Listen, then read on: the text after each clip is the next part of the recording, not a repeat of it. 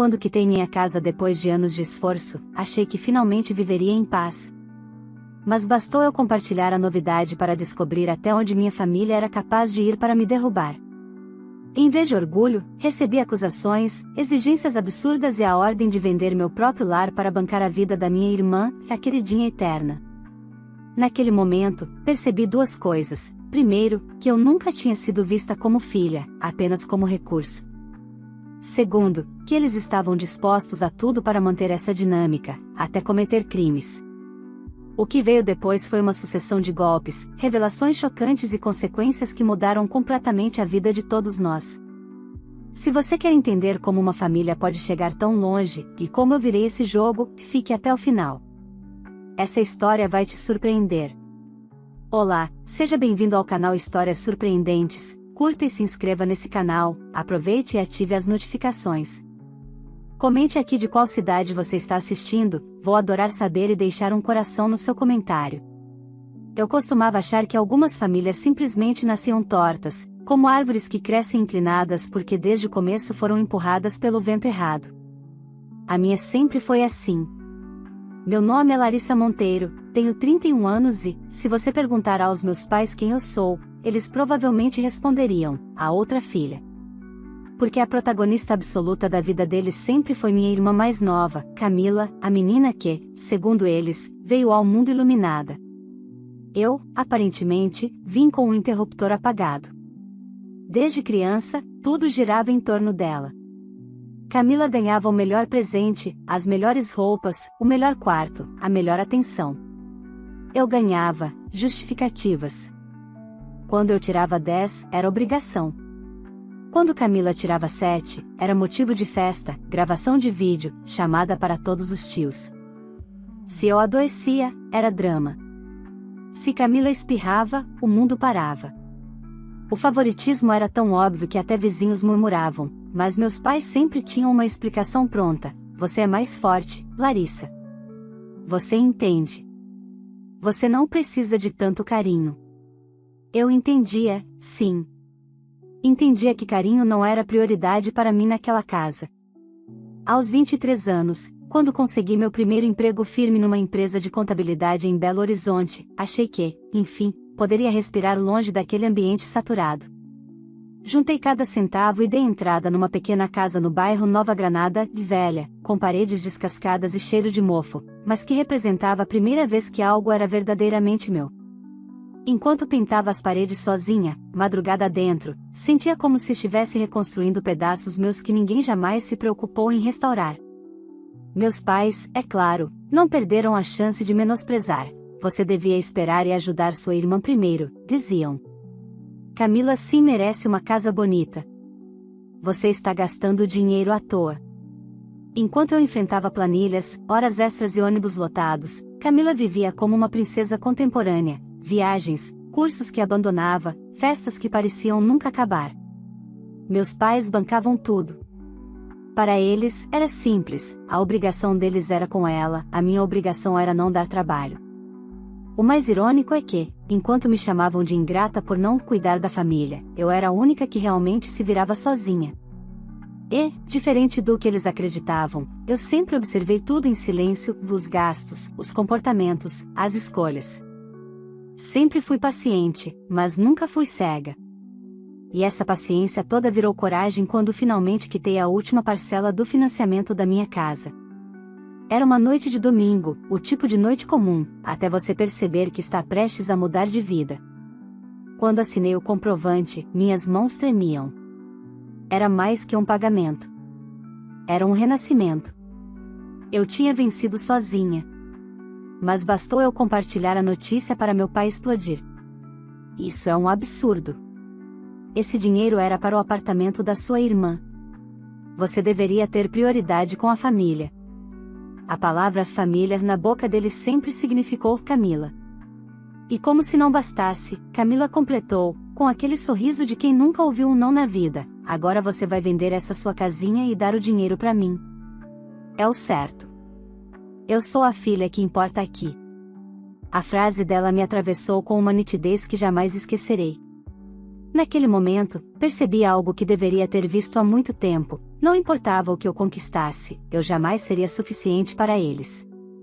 E foi ali, com a minha maior vitória sendo transformada em ofensa, que fiz a primeira escolha realmente minha: eu não venderia minha casa.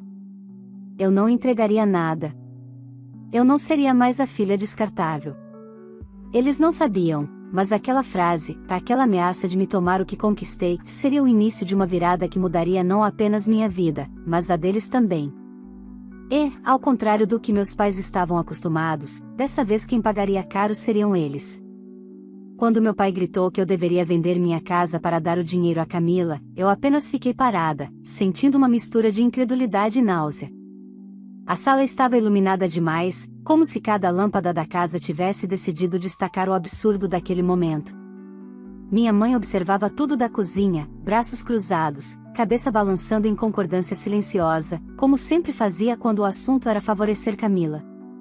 Eu era espectadora da minha própria vida, e aquela cena se repetia em variações diferentes desde que eu me conhecia por gente. Larissa, não vamos repetir, minha mãe disse, com a voz mansa que ela nunca usava comigo, apenas com Camila. Você sabe que sua irmã tem prioridade. Ela está precisando mais do que você. Eu respirei fundo, pela primeira vez sentindo que algo dentro de mim tinha passado do ponto. Eu não vou vender minha casa, respondi, firme, como se testasse minha própria voz. Eu lutei por isso. Trabalhei por isso. Não foi vocês que pagaram cada parcela. Camila riu, aquele riso debochado que sempre me irritou desde a adolescência. Você trabalhou, e daí? O que você ganha guardando uma casa velha dessas? Eu preciso do dinheiro, Larissa. Meus pais sabem o que é melhor para mim. Essa frase, para mim, caiu como uma sentença. Era sempre assim, Camila vinha em primeiro, segundo e terceiro lugar. Eu só aparecia para tapar buracos que ninguém mais queria lidar. Por anos engoli esse papel. Só que, naquele instante, percebi que eu não tinha mais espaço para isso. Eu tinha pago a casa. Eu tinha vencido. Eu não devia nada a ninguém. O silêncio que se seguiu pareceu mais pesado que a discussão. Meu pai olhou para mim como se não me reconhecesse, como se eu tivesse traído algum acordo invisível de submissão estabelecido sem minha permissão. Você vai se arrepender, ele disse. Família é tudo, Larissa. Você está cuspindo na cara de quem sempre esteve do seu lado. Do meu lado. Que ironia. Eu simplesmente virei as costas e fui embora. Não chorei. Não gritei. Só saí, levando comigo a sensação estranha de ter finalmente encontrado uma porta que sempre esteve aberta, mas que eu nunca tive coragem de atravessar. Nos dias seguintes, eles me bombardearam com ligações e mensagens. Primeiro vieram as tentativas de manipulação emocional. Sua irmã está chorando, você deveria pensar nela, você sempre foi fria, você sabe que estamos certos. Depois, quando perceberam que eu não cederia, vieram as ameaças veladas. Vamos tomar providências, você não vai ficar com essa casa por muito tempo. Eu não respondi a nenhuma. Mas a calmaria nunca dura muito quando alguém está acostumado a viver às custas do seu silêncio. Foi então que, 3 semanas depois da discussão, recebi uma carta registrada no meu endereço. Reconheci de imediato a assinatura do advogado da família. Na mesma hora senti um gelo na espinha. Quando abri o envelope, o ar pareceu desaparecer do meu peito. Era uma notificação extrajudicial. Meus próprios pais e minha irmã estavam formalmente exigindo que eu vendesse minha casa e repassasse o valor imediatamente para Camila. Eles alegavam que a casa havia sido adquirida com o propósito familiar de garantir o bem-estar da filha mais nova, como se eu não tivesse lutado por cada centavo, como se meu trabalho não existisse, como se eu fosse apenas uma extensão da vontade deles. Eu me sentei no sofá e li a notificação pelo menos 5 vezes. Não era apenas o conteúdo. Era a confirmação de algo que eu evitava admitir: eles não me enxergavam como filha, mas como um recurso. No entanto, o que meus pais e Camila ignoravam, e sempre ignoraram, era que, apesar de me subestimarem durante toda a vida, eu não era fraca. E, mais importante, eu não estava desamparada. O que eles não sabiam era que eu tinha documentos, provas, conversas arquivadas, contratos perfeitamente registrados. Tudo absolutamente legalizado. Sempre fui organizada, metódica, duas características que eles desprezavam, mas que agora se tornariam minha maior fortaleza. A notificação era apenas o começo. E, naquele momento, pela primeira vez, não senti medo. Senti determinação.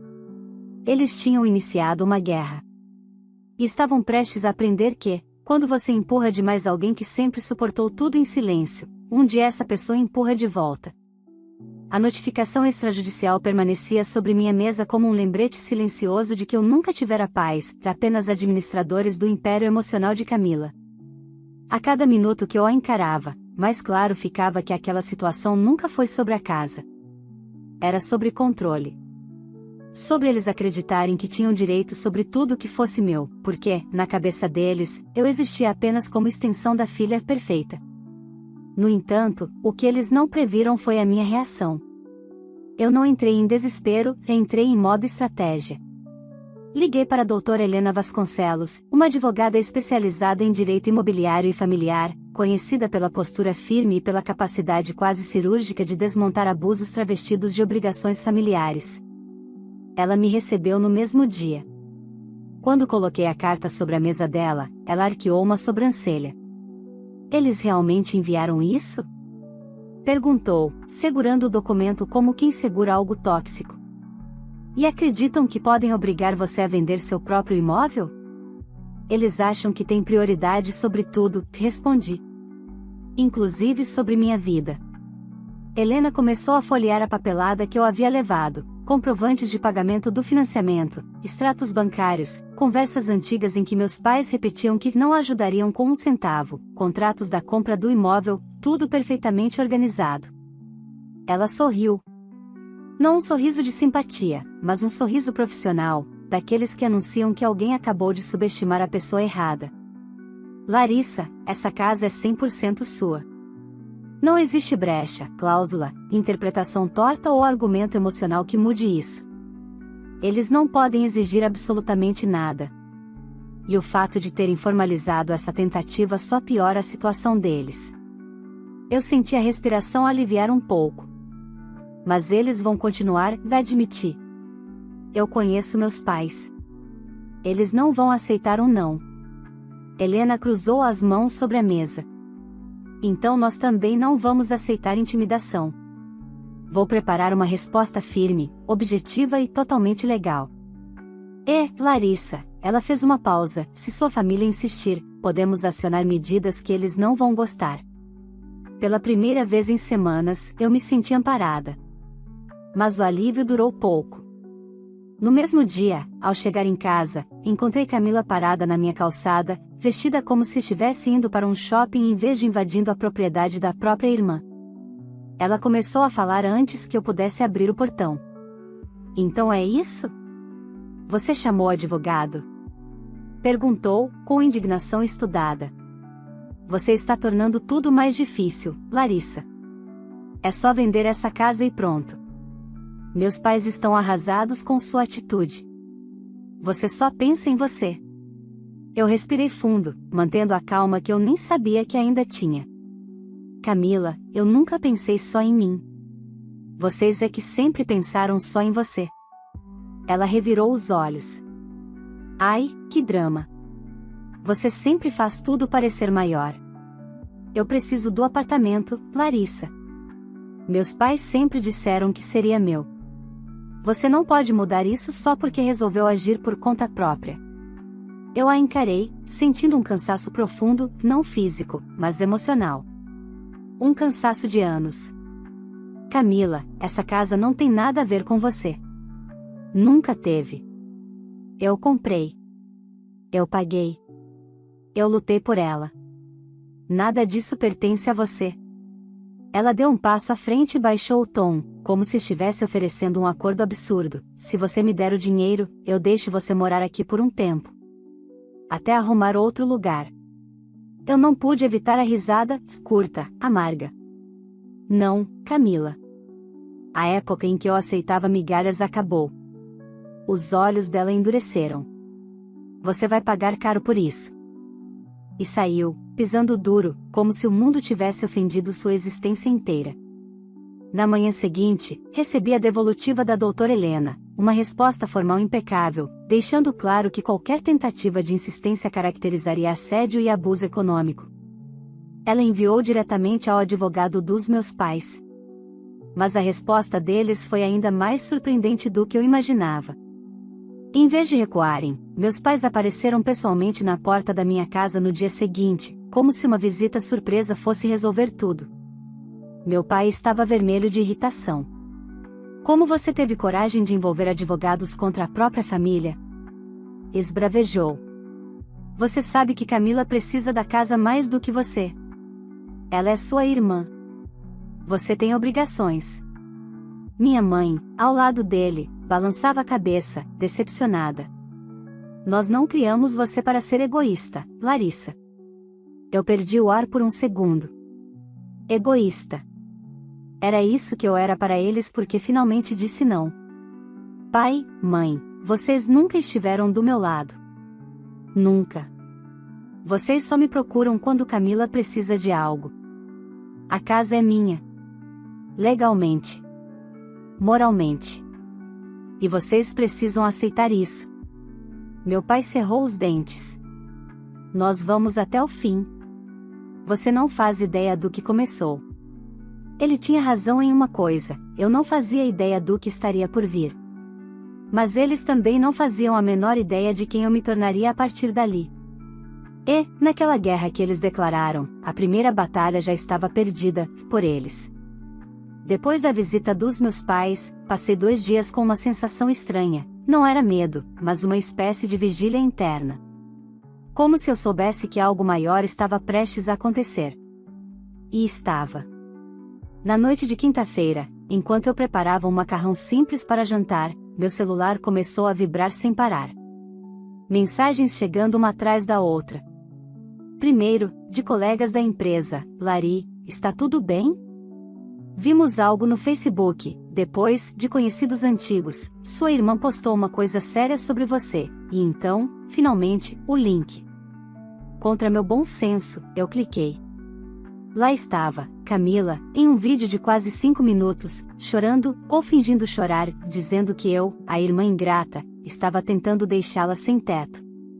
Ela dizia que eu tinha comprado a casa com o apoio dos nossos pais e que agora, mesmo sabendo que ela estava desesperada, eu me recusava a ajudar. No fim do vídeo, com voz trêmula, ela implorava: se alguém tiver contato com a Larissa, por favor, fale para ela pensar com o coração, não só com o bolso. Os comentários eram uma enxurrada de ataques contra mim. Que monstro faz isso com a própria irmã? Hoje em dia as pessoas só pensam em dinheiro. Egoísmo puro. Meu estômago virou. Eu estava vivendo em paz, defendendo algo que era meu, e Camila transformava tudo em espetáculo. E meus pais? Estavam lá, comentando, apoiando a narrativa dela, escrevendo frases como: sempre fizemos tudo pela Larissa, mas essa ingratidão não tem explicação. Eu fiquei parada no meio da cozinha por alguns minutos, segurando o celular com força demais. A massa queimou na panela, a fumaça subiu, mas eu nem percebi. Era como se o vídeo tivesse aberto uma ferida antiga, uma ferida que eu escondi até de mim mesma, a de nunca ter sido vista como alguém com sentimentos, apenas como um instrumento para facilitar a vida da filha perfeita. Mas, pela primeira vez, em vez de chorar, eu senti uma frieza nova, quase estratégica. Eles queriam jogar sujo? Eu podia jogar limpo, e ainda assim deixar cada um dos 3 no chão. No dia seguinte, encontrei a doutora Helena no escritório. Ela já tinha visto o vídeo. Isso é grave, Larissa, ela disse. Eles passaram de intimidação familiar para difamação pública. Agora temos mais ferramentas legais do que antes. Eu não quero destruir ninguém, Helena. Eu só quero que me deixem em paz. Ela ajeitou os óculos. Às vezes, para ter paz, é preciso primeiro impor limites tão fortes que o outro lado não tenha coragem de violá-los novamente. Respirei fundo. O que fazemos agora? Vamos reunir provas. capturas de tela, comentários, o vídeo completo. E vamos responder oficialmente, não só sobre a casa, mas sobre o comportamento deles. Passei a tarde reunindo tudo. Cada mensagem. Cada postagem. Cada ataque público. Quando fechei o último arquivo, percebi que minhas mãos tremiam, mas não de fraqueza. Era indignação acumulada há anos, finalmente tomando forma. À noite, recebi a visita de alguém inesperado, meu vizinho do lado, seu Mauro, um senhor aposentado que sempre cuidava das plantas na rua. Larissa, desculpe vir assim, disse ele, segurando o celular, mas achei que você deveria ver. Ele me mostrou uma gravação da câmera de segurança da casa dele. Meus pais e Camila tinham passado em frente à minha casa no dia anterior. Não foi apenas uma visita. Eles ficaram quase meia hora discutindo alto, apontando para minha porta, dizendo frases como: nem que seja à força, ela vai ter que abrir mão dessa casa. Camila merece muito mais do que ela. A Larissa não tem coragem de enfrentar a gente. O que eles não sabiam é que o áudio estava perfeito. Seu Mauro, isso me ajuda muito. Obrigada mesmo, eu disse, emocionada. Larissa, ele tocou meu braço, que eu vejo você saindo cedo, chegando tarde, lutando por essa casa. Não deixe ninguém tomar o que você construiu. Fui dormir com essas palavras ecoando na mente.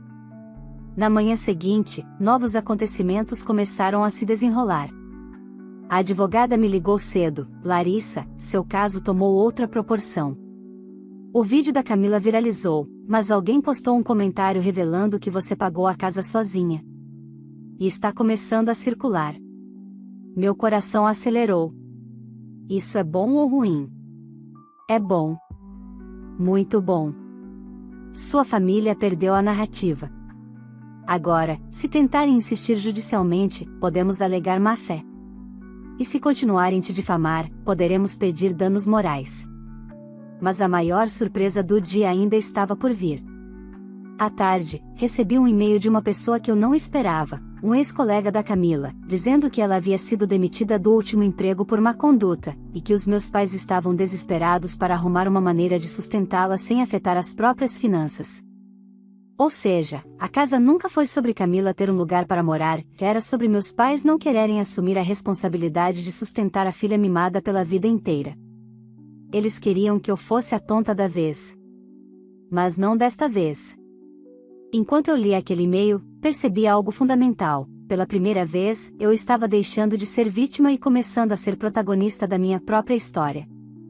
E, a partir desse momento, nada, absolutamente nada, seria como antes.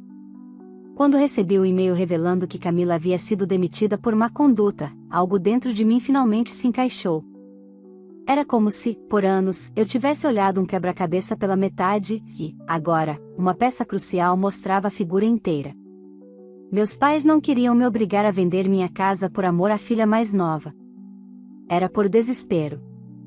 Eles sabiam que Camila era incapaz de se sustentar e estavam tentando jogar a responsabilidade em mim, como sempre fizeram.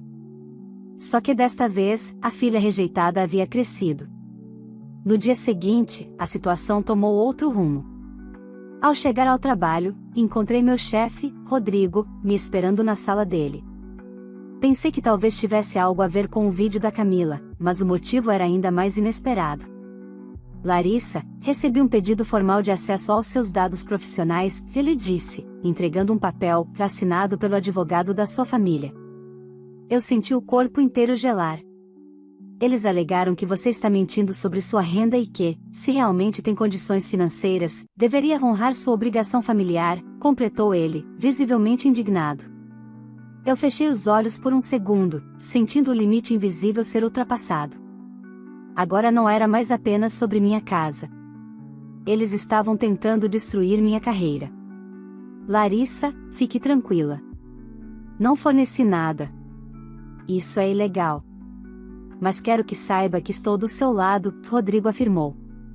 Aquela frase me atingiu com força inesperada. Alguém, finalmente, estava do meu lado. Enviei tudo para a doutora Helena, que me ligou minutos depois, praticamente fervendo. Agora acabou a paciência, Larissa. Eles abusaram, manipularam, te difamaram publicamente, mas tentar acessar informações sigilosas suas é crime. Crime. O que fazemos? Perguntei, sentindo meu pulso acelerar.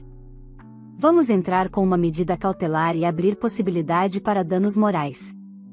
E, dependendo do que mais surgir, podemos ir além disso. Eu estava processando aquilo quando uma nova mensagem chegou no meu celular. Era um vídeo enviado por um número desconhecido. Quando abri, levei alguns segundos para entender o que estava acontecendo. Era Camila. Em um bar. Bêbada.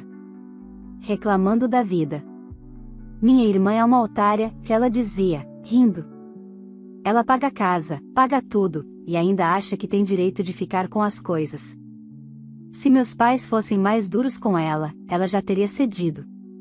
Mas deixa comigo, eu consigo arrancar esse dinheiro.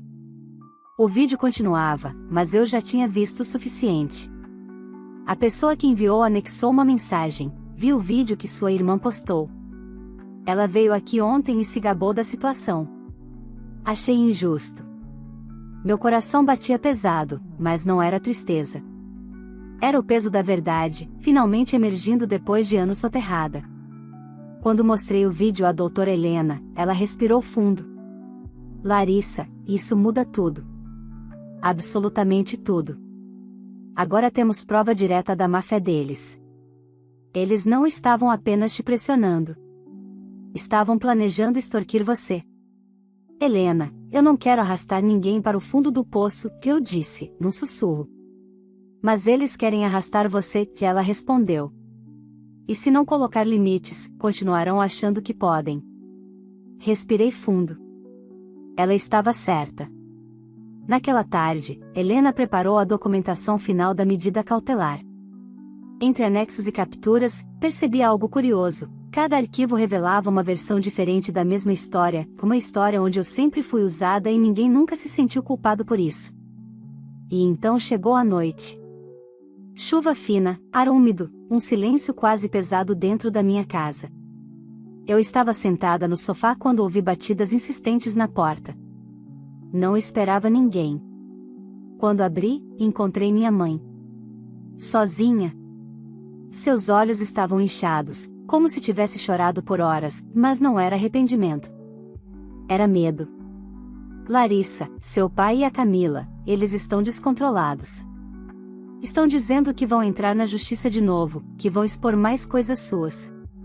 Eu tentei impedir, mas eles não me escutam. Você precisa ceder. Você precisa vender essa casa para acabar com isso. Eu a encarei, sentindo algo dentro de mim finalmente se quebrar de vez. Mãe, você não veio aqui pedir paz. Você veio pedir submissão. Como sempre. Ela fechou a boca, surpresa. Eu acreditei a vida inteira que um dia você me veria, mãe. Que um dia você lutaria por mim, nem que fosse uma vez. Mas vocês só lutam por Camila. Sempre foi assim. Ela engoliu seco. Camila precisa mais, não, mãe. Vocês precisam dela mais do que de mim. Ela é o centro de tudo. Vocês a criaram assim. Agora lidem com as consequências. Por um instante, ela ficou completamente imóvel. Então, com a voz mais fria que já ouvi sair da boca dela, disse: então não volte pedindo ajuda quando estiver sozinha. Eu sorri. Um sorriso pequeno, mas verdadeiro. Eu já estou sozinha desde que nasci, mãe. A diferença é que agora eu sei disso. Ela deu um passo para trás, ofendida, perdida, sem meu papel habitual de filha submissa para apoiá-la emocionalmente. E foi embora sem olhar para trás. Quando fechei a porta, senti como se um ciclo inteiro tivesse se encerrado. Mas, ao mesmo tempo, algo maior começava ali. Na manhã seguinte, quando acordei, meu celular estava explodindo. Notícias, mensagens, ligações. E uma delas, da doutora Helena, dizia: Larissa, aconteceu algo que muda tudo. Precisamos conversar. Agora. Eu não fazia ideia, mas aquele seria o estopim para o desfecho, algo que nem meus pais, nem Camila, nem eu imaginávamos. e a partir dali, nada seria como antes. Quando cheguei ao escritório da doutora Helena naquela manhã, o semblante dela dizia tudo: algo grande tinha acontecido. Ela me recebeu com uma pasta vermelha nas mãos, um tom que eu aprenderá a associar a documentos sérios. Larissa, a situação virou. Completamente, disse ela, puxando uma cadeira para mim.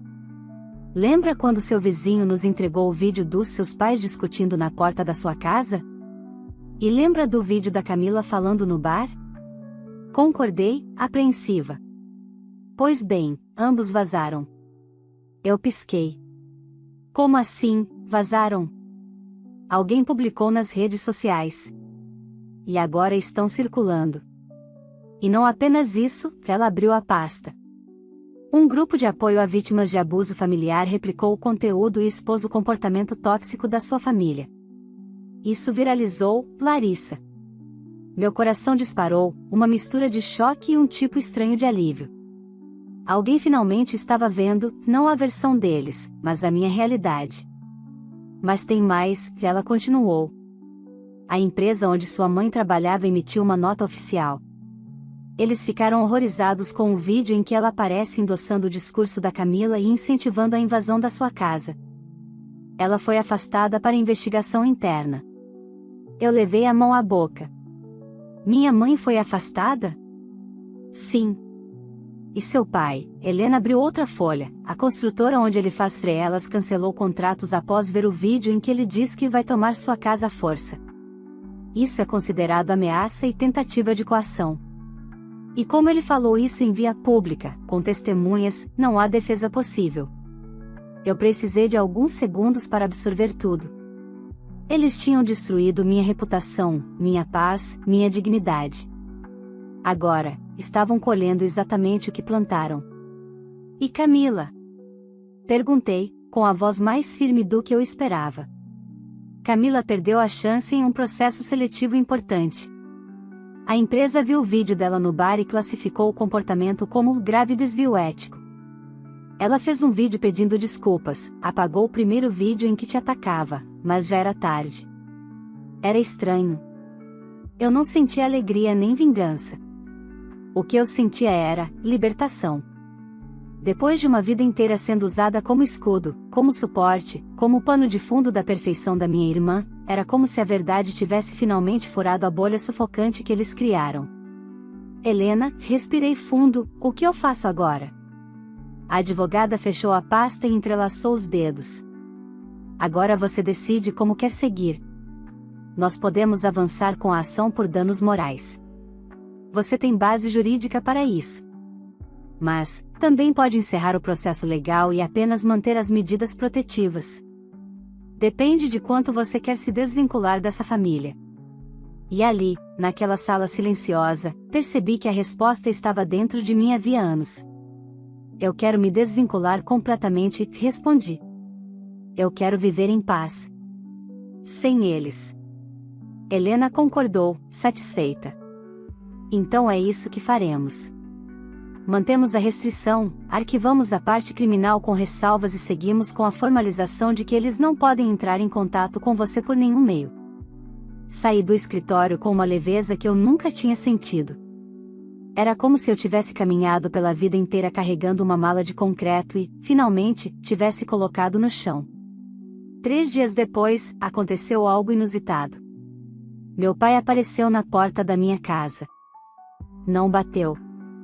Não chamou.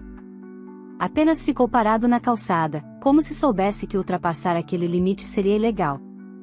Parecia menor. Apagado. Como se alguém tivesse apagado a arrogância que sempre o manteve de pé. Abri a porta apenas o suficiente. Larissa, eu vim, ele começou, mas a voz falhou. Eu vim pedir, não sei nem o que. Pai, você não pode estar aqui, respondi, com calma. Você sabe disso. Ele passou a mão pelo rosto, cansado. A sua mãe não quer falar com ninguém. Camila está descontrolada. Eu só queria entender como tudo chegou a isso. Meu peito apertou. Não por pena. Mas por lucidez. Chegou a isso porque vocês nunca me viram. Nunca me ouviram. Nunca me respeitaram.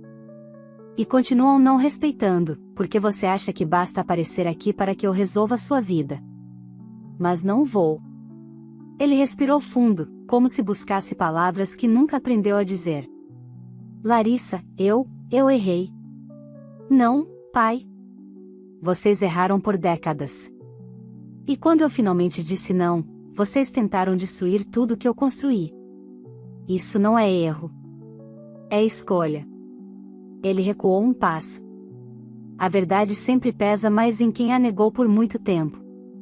Eu só queria minha família de volta, murmurou. Então deveria ter pensado nisso antes de me descartar, respondi, fechando parcialmente a porta. Eu não vou voltar a esse ciclo. E você não vai me obrigar a isso. Ele concordou, derrotado. Só queria que você soubesse, que eu não tenho mais nada. Eu respirei fundo. Pai, eu nunca tive vocês. Então estamos quites. E fechei a porta. Na semana seguinte, movi tudo o que precisava juridicamente. A restrição foi ampliada. Contatos bloqueados. Redes sociais filtradas. Meu mundo, finalmente protegido. Camila tentou me procurar por e-mail. Depois, por mensagens enviadas por terceiros. Depois, por recados. Eu ignorei todos. Meus pais também tentaram contato indireto. Mas eu não dei brecha. Porque o que eles queriam não era reconciliação. Era acesso. Era controle. Era manutenção da estrutura emocional que sempre me machucou. E eu tinha encerrado essa estrutura para sempre. Hoje, quando caminho pelos cômodos da minha casa, sinto algo que esperei anos para sentir: pertencimento. Cada parede conta uma história. E nenhuma delas pertence a eles. Construí minha vida apesar da minha família, não graças a ela. E, pela primeira vez, isso não dói. Isso liberta. Se você chegou até aqui, me conta uma coisa: você faria o mesmo que a Larissa fez? Teria coragem de colocar limites tão firmes diante de uma família que nunca te valorizou? Quero muito saber a sua opinião. Aproveita agora para curtir esse vídeo, porque isso ajuda demais o canal a alcançar mais pessoas que precisam ouvir histórias como essa. E se você ainda não é inscrito, se inscreva e ative o sininho, porque todos os dias tem conteúdo novo por aqui, histórias fortes, emocionantes e cheias de superação.